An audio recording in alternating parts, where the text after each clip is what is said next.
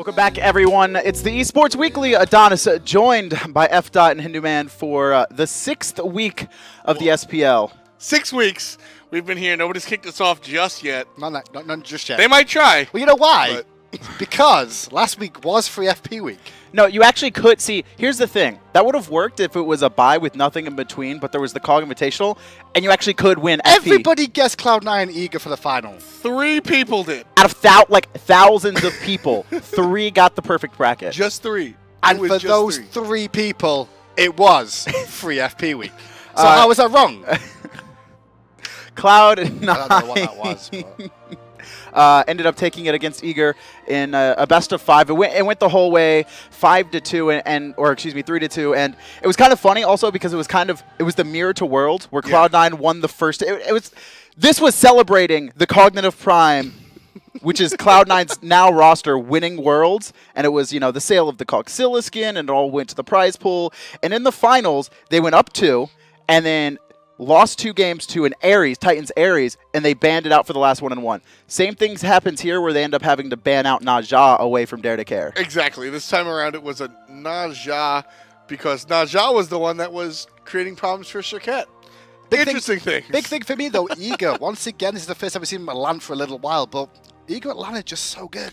They're so good. I mean, they really are. You watch them, so if you didn't get a chance to watch the games, essentially, Eager went against COG at first, and COG looked stronger than they've seen they've looked all solid. Season. And so they came out and they won game 1, and they won 3/4 of game 2, and then Eager said, nah. They won game 2, they won game 3. I don't know. That's a good one. That was a good one. And then...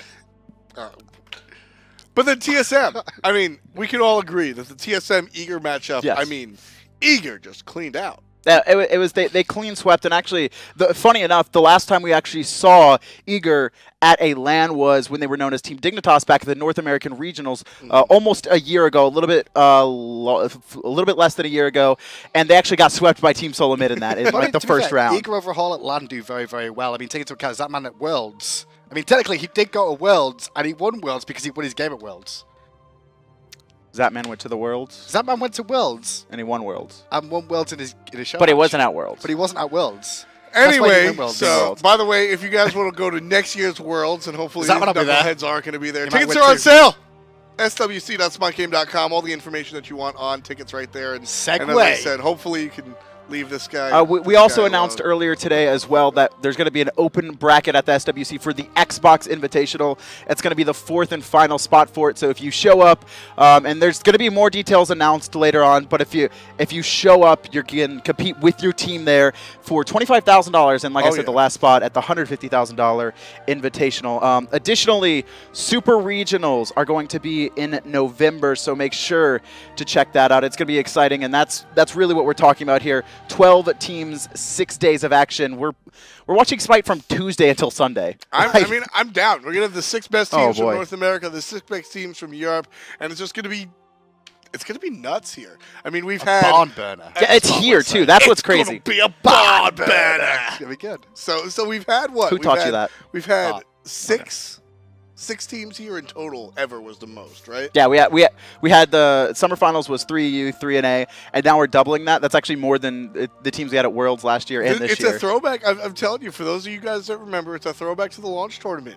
We had what seemed like every team in Smite there, and this time around it's going to be almost every team. There's more teams here than there aren't, so that'll be pretty sweet. And the teams that make it have to be at the top of their stuff, just like the people that you should select if you're going to be playing Alpha Draft. You can visit alphadraft.com, where you can take your smarts of esports. If you listen to us, you know who to pick, and they can win you real money. Not him. Not him.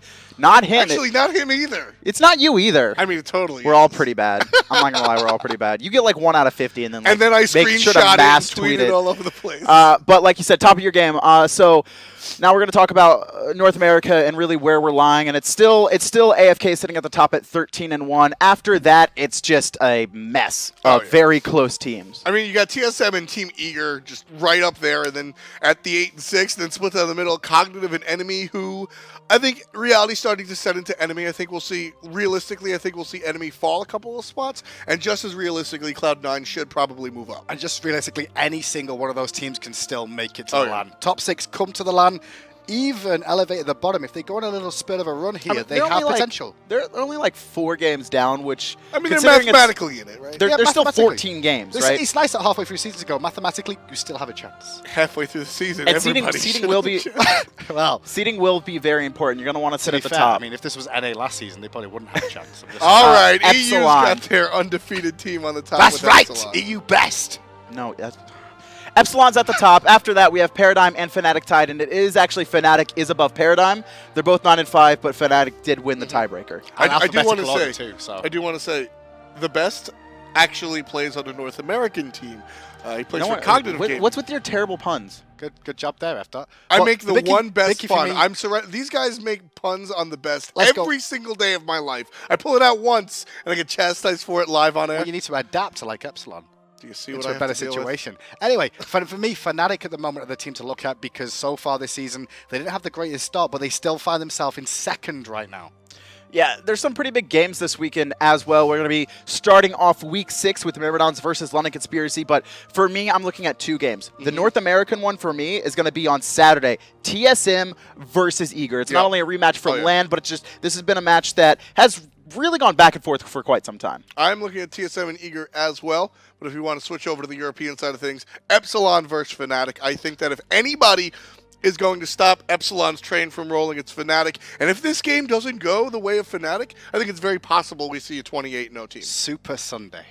Super Sunday. Let's call it Super Sunday. But okay, It's on Sunday. I can get behind that. Right. Well, let's start breaking down Saturday. Let's start breaking down the games of the week, guys. First up, it's going to be your Myrmidons taking on London Conspiracy. London Conspiracy actually got the best of this matchup last time, winning 2-0. For me, though, I'm really looking at these dual lanes, most notably Emilzy and Shaggy Shank versus Dardez and Jermaine. Now, Emilzy for me is the big talking point here. Shaggy Shank's been semi-quiet, but now and again he's got off. But Emilzy, team leader, he's finding himself in that role, having a very, very good time with things as of late. Maybe 1 or 2 issues with the roster in terms of like still getting the synergy together with Soggy Sandal and Zashu. However, this team for me is looking pretty solid at the moment as a mid-tier team, as in like mid-table team. Mid-tier team is probably the best accurate description that you can give these guys. And all right, here's the deal. You guys know I've had faith in the French. I like what Myrmidons faith do. in the French. I like what Myrmidons do.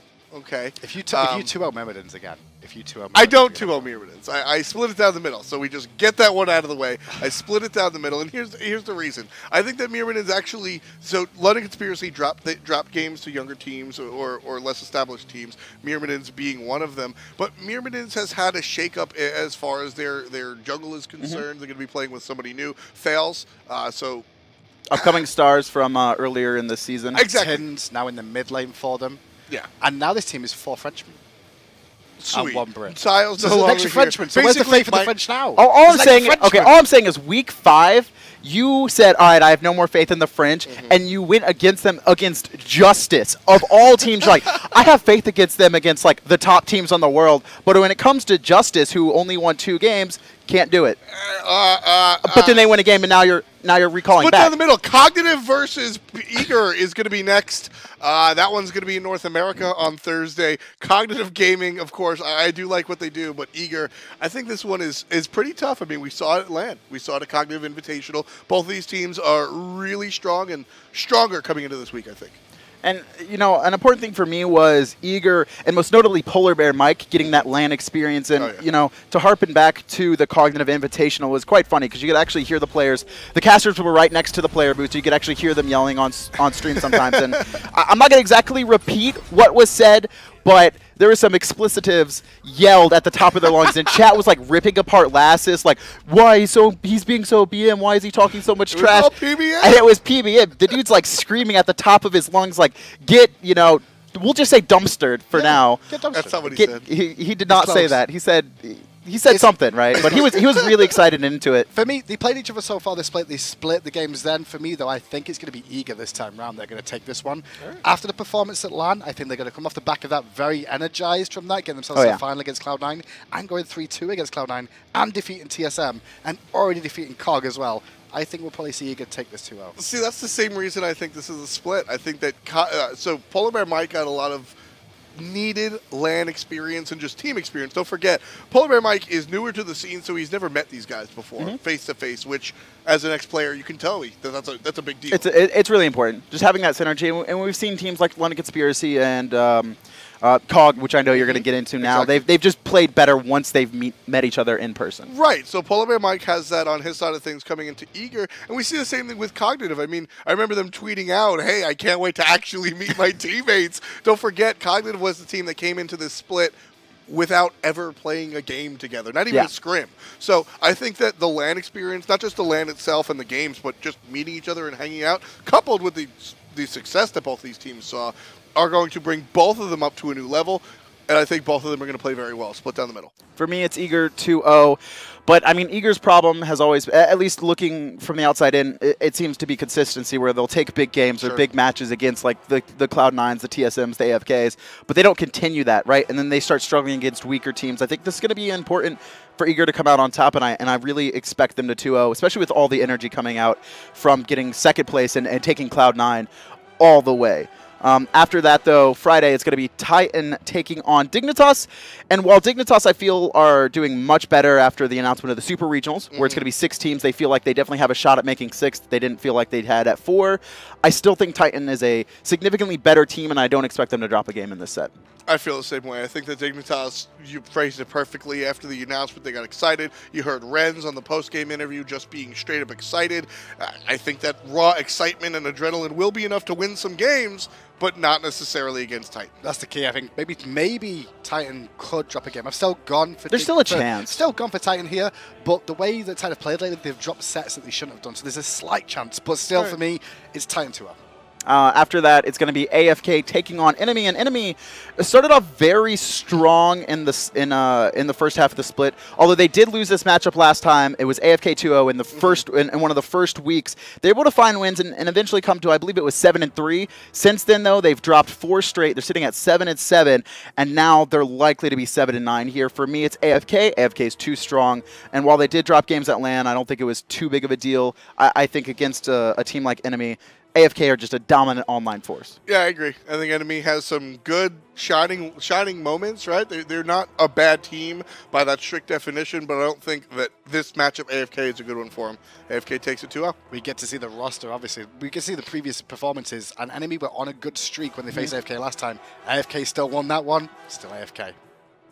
So moving on to Saturday, it's Paradigm taking on LC. LC having their second matchup here, and Paradigm. I mean, they've been sitting at the top of it all for all of Season 2. They've been there, they've been at the top, and now they're on their final stretch, right? They missed out on Worlds last year. I think we're going to see one of the strongest Paradigms we've ever seen, and I think a lot of it's going to come off of Cuvo Fred. I think we're going to start to see him explode more often than not. And that's the key to Paradigm's success is Cuvo Fred for me. It's like if he goes off, the rest of the team follows as well. Him and Trixtank together just makes such a good combination, but it generally Trixtank generally has to wait for Cuvo to really get going for him to get going too. They're almost like, I want to call them Bruise Brothers, like I do with the members, but they're not Bruise Brothers. I need a new analogy. Tweedledum and Tweedledee is what I call them. Tweedledum and Tweedledee. When they get together and they go off, it's good. Wait, which is which? Who's Tweedledee, who's Tweedledum? When they lose, they're both dumb. When they win, they're both D. There you go. Tweedledums and Tweedledees. You know what? I don't even think that they would take much issue with that. I think Paradigm has always been one of the more realistic teams. Yeah. When they lose, they're never... Now, publicly, they're not down about it, but you know that they're very critical of themselves, right? They always state why. They're always like, this is why we lost. We know why we lost. We're fixing it for next time. Exactly. And that's what I mean by realistic. They understand their limitations, and in turn, they understand what they need to do to get better. And I think that this has always been the conversation when it comes to not just Paradigm, but this sort of unit has just been like, all right, we understand where we fell short and whatnot. And don't forget the last time that they had this sort of consistent uprising, they won the launch tournament under Team Solo Mid. Be clear with Paradigm as well. They're starting to turn into Titan in a way of like, we don't talk about them as much like we do Titan either, but they consistently win games. They're consistently near the top. And that's a lot like what Titan's been doing, where we don't talk about it as much as like the super team anymore. It's more Titan are consistent, Titan are close. And don't forget, they made it to finals at last LAN. A little bit. All right. All right, I won't buy it, but I won't sell it. Like Paradigm versus LC, this matchup in particular, again, I think this is Paradigm's match to take. I think that London Conspiracy, they're, as you said, they're a middle-of-the-pack team, and I think for everything that we just said, Paradigm is not.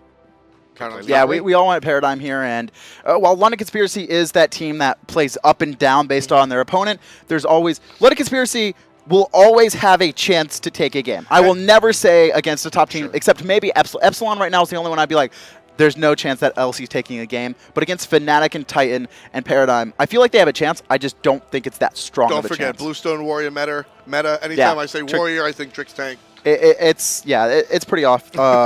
It's pretty often we see that. Next up, though, Titan taking on Myrmidons here.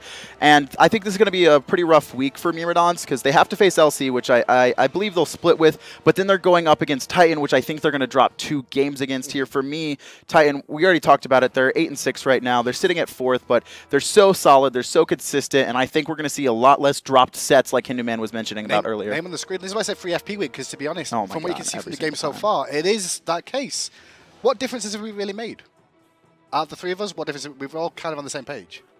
Apart from you both split. You know what? I think we might have to give this one to him. I don't like the term free FP week. Okay, last time we said this, we were wrong about like every single game. That is why it is not free FP week more than anything, because like when we start aligning closer and closer, that's when like everything goes wrong. And there's just upsets left and right. I get commission on people getting answers wrong. Do you? How'd you work that deal? Who do you talk? Who am I talking to? Free FP week. Like Chris Larson or something? Free FP week.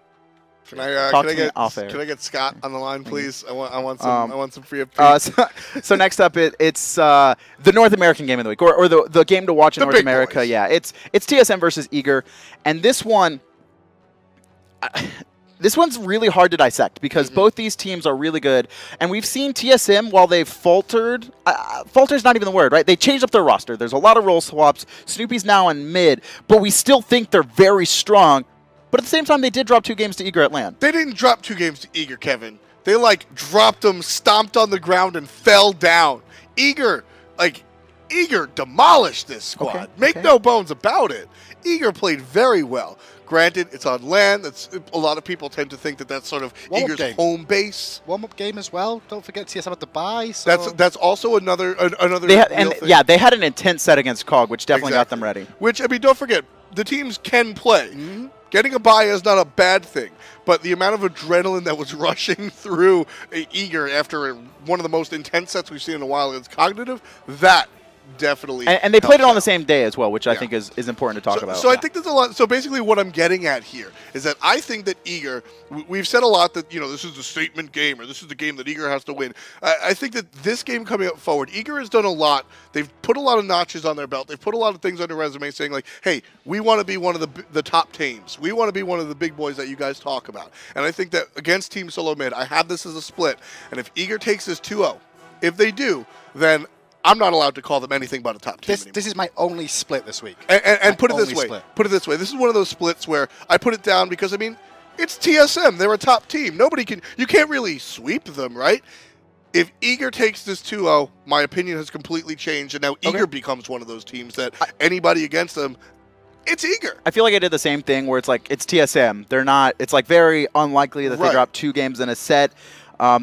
Maybe I didn't take a better look at that. And like you said, if Eager, I mean, they're currently, what, 8-6? If they win, if they 2-0 here, they're going to be 10-6, and that is the first time that they will have a big boy record. Like last split, it was they're fighting to stay in the middle, trying to get a little bit above 50, and then they finished 50. I mean, I put split here, but at the same time, taking into account Eager versus COG is the start of this week on Thursday. Oh, that's true. So if Eager does well there, then this is a guaranteed split. When's the next time Eager plays AFK? Do they play AFK at all? Excuse me? Eager playing AFK. Do they play them again? Yes. Everyone plays each other again. I'm not sure exactly what week. Put it this way: if Eager wins this 2-0, the only team that will give them even close to a loss for the rest of the season is AFK. It's either week 8 or week 9. Sure. AFK is the only team that can contend with Eager if they beat TSM here. Okay. Flat out. So yeah, 50 across the board. It's just you can't miss this game. No.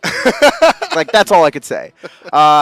Finally on Saturday we're gonna finish with AFK taking on COG, and I said it's a rough week for Myrmidons, but it's a really rough week for COG in my opinion, because COG, they showed not only a lot of strength but a lot of promise at LAN. They demolished Eager game 1, and they didn't really throw game 2, but they definitely had the lead. They let it slip from their hands more than anything. Eager did a good job of grabbing it back, though. It's not like COG just like gave up and was like just did stupid stuff. The big key for me is that COG need to take the energy they got out of the LAN performance and the strength of it and weather the storm through this week and carry it on to the next weeks. If they don't do well this week, that's fine because they're tough games. But they need to take the benefits out of what they learned at the LAN and got out of it. And they definitely will. This is a team of veterans. I mean, I can't mention enough how, I mean, DJ Perdiccas probably has been to more LANs than every other player at that LAN combined. With CSGO and such, yeah. Well, CS, original or CS 1.6, sorry, not even Go. Still, his experience, you know, him and the best top-level player in Smite. There's a lot of experience on this roster, and being able to hang out and couple that with newer players like Kabam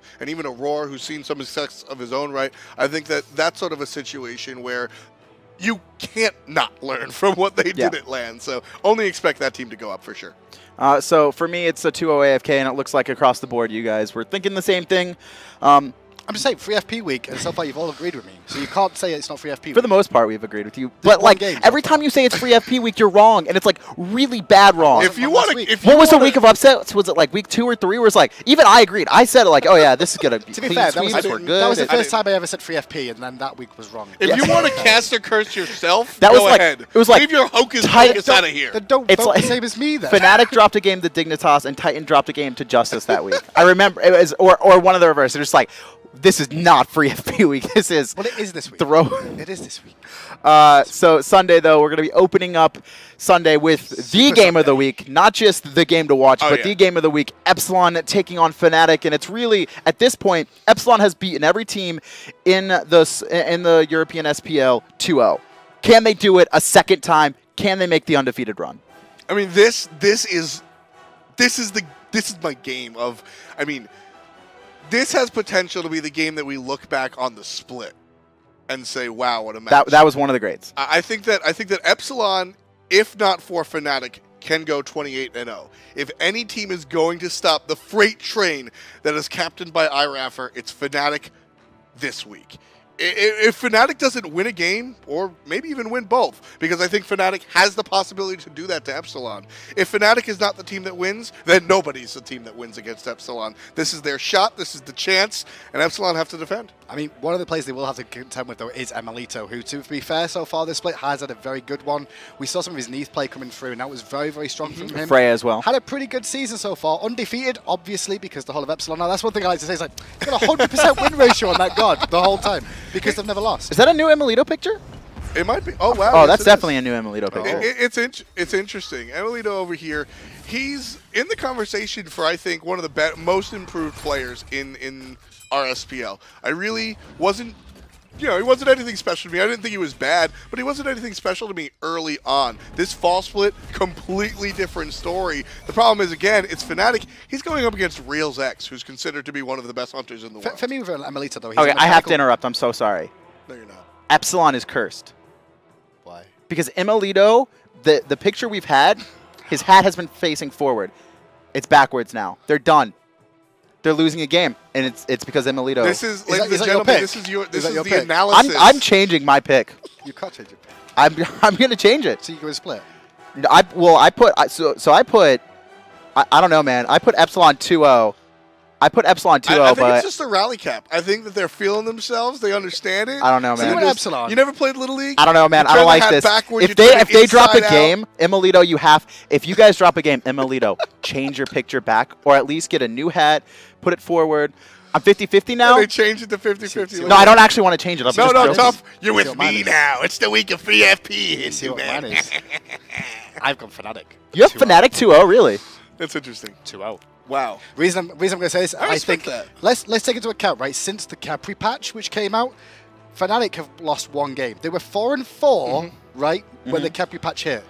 Then they went 5-1 after the Capri patch. Also taking out Paradigm.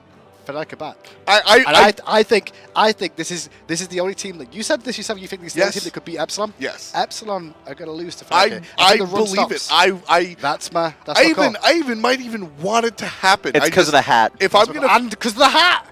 It's the hat. I was about to do some real analysis, but I guess it's all about the hat, folks. It's the hat. You can go on. Go on. Well, if I'm going to give the Eager TSM a split, because I trust in TSM being a top team, Epsilon's undefeated. You have to give them a benefit of the doubt.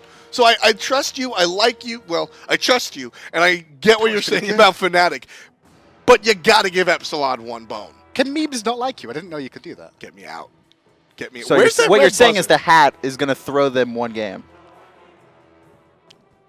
So Good times. we talked about the top of Europe, and now after that it's going to be Justice versus Dig, which is kind of the bottom of Europe. And this is actually a very important matchup for both teams because 6 teams are going to regionals. We know the top 4: Titan, Fnatic, Paradigm, Epsilon, very likely to make it. If they don't make it, I will. Conspiracy very, What very is- close what as well. That Because is a big you surprise. understand that you walked into a wall, and if you got to do whatever happens, so you got to commit to something. I really don't. You I don't gotta even know what you're commit to talking about. something. Let a Conspiracy is also very likely, I think, to make it, unless they seriously start dropping games or sets. Sure. And then it's really the bottom 3. It's Myrmidons, Dig, and Justice. Which one of those 3 is going to be that 6th seed? And for me, I'm looking at Dig. I think they're going to 2-0 here. And I think a lot of it has to do with kind of the roster switch-ups and troubles that Justice are having Here's right the big now. key. Mr. Crunchy has decided to step down in Justice's solo lane. Yeah. He's now out of the picture. They're now trying to find somebody else to fill that solo lane. So it's going to be, once again, another split of Justice switching the roster around the whole time, trying to find the composition is going to work. They just need to find a team that will stick together for starters before they can start looking at winning games. I don't see them beating 100%. Dig because of it. That's my case with Justice as well. I don't think they have the consistency to be consistent. Consistency in roster to be consistent in games. Dignitas, of course, is. I mean, that's the king of inconsistency. So in that case, I think we have 2 inconsistent teams, and the result winds up being pretty consistent down the line, 50-50. I didn't pick Justice. You did not. I asked Ray to change it. You did now. I asked Ray to You change should be able it. to change. No, this is like locking them in now. I was like, oh wait, I forgot that their solo laners swapping up, so I wanted to change no, it. you lock them in now. It's tough. No. If you And don't do plus your I went research, 50-50 anyway. You're supposed to be an I went analysis. 50-50 originally. You're supposed I to did be not. an I never said analyst. Justice 2. I said 50-50, and I Move changed over it to North Dig. America while these guys whine about their Change individual Dig, picks. Bruce. Cloud9 is going to be the next one on the docket. They'll be taking on Enemy, I believe. Yeah, they're going to be taking on... No, Denial's going to take on Denial, C9. And for me, I'm looking at Baskin immediately for this one, Oh, yeah. because for him, it's Eager and, Cloud9. It was about getting their newest players, their rookie players that experience at lane. Polar Bear Mike for Eager and Baskin for Cloud9. And Baskin, not only did he get lane experience, but he almost overperformed, right? He played phenomenally for Cloud9 and was one of the reasons they've won a couple of their games. He went very hard, played very well, and we see his Finra on screen right now, and his Finra was huge against Eager. Just a good performance from him overall, and Cloud9 in general. I mean, after the rough start to the season they've had, what a great performance to go to the LAN, and to be fair, winning. Everybody was feeling good. Everybody was looking good for Cloud9 at the LAN. And I think that Denial and London Conspiracy are very similar in the regard that they'll play up or down to their opponents, but you can't play up to the level that Cloud9 was at. As long as they continue doing what they did at LAN, I don't see many teams beating them, let alone Denial. Completely the same. As long as they have 5 players. Completely. 2-0 for Cloud9 for sure. Maybe they could beat That's some. how I feel about Honestly, maybe they could beat some people with like 4 players now. Well, they could beat you. Cloud9. Well, yeah, I'm not it. that They could beat good. Reason Gaming, maybe. You DM Pecky's on the same team. I'm pretty Wolfie, sure let's they did. go. Wolfie, call to action. We're gonna face Cloud9, Reason Gaming versus 4. He's going to ring the C9. Reason Gaming bell. It's okay. We have Titan Snoopy. alert. Snoopy can carry. Final game, though, for Week 6. It's going to be Elevate versus Enemy. I'm looking at Enemy 2-0ing here. Elevate definitely have a chance. I just think that even bringing on Aduro, too much across the board, there's a lot of problems to fix.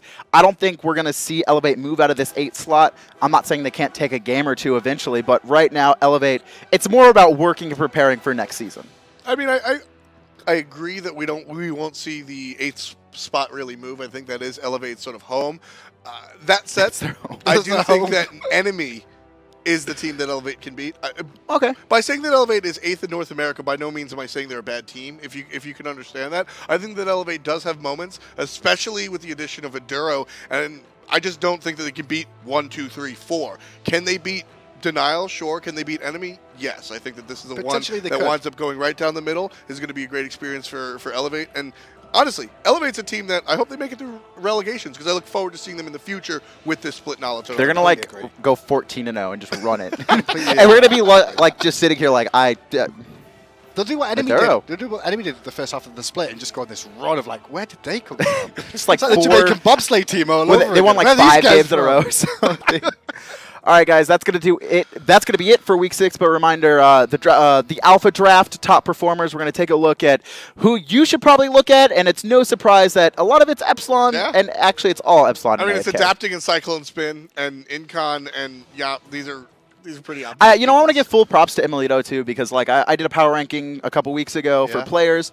It's it's a little fun thing to do. It's not like super accurate. No, it's not super accurate, is it? I'm saying, it's hard. It's hard because player matchups they're volatile. The best thing about that is when you did that power. Okay, I was looking at stats anyway, and last season Emilito died the most of any hunter on a positive winning team, 50 times over like 14 games. He's got it down to like lower 20s now. No, to be honest though, his positioning, and I think that's one of the big reasons that Epsilon has made the rise to being undefeated currently is because of Emilito's personal improvement. I'll agree with you on that, and I liked your power rankings. I didn't agree with everything, but I give you 10 points for having the bravery to go out there and put your personal opinions. Emilito, mechanically amazing. He's just doing less trolling now. But the one thing about your personal rankings, it was the fact that every other caster went, this is his personal opinion, because dear God, where he came with them, I don't know. That was pretty accurate. I was pretty accurate. So accurate indeed, he's changing his mind already. Anyway, guys, I hear the music because I want Kevin to shut up. Thank you for joining us for the Esports Weekly. We'll be back every week at 4 p.m. Eastern. Next up, though. So you think you can cast with myself and DM. We will continue looking for the next casters that will be joining us potentially at Worlds. All right, guys. Have a good one. See you soon.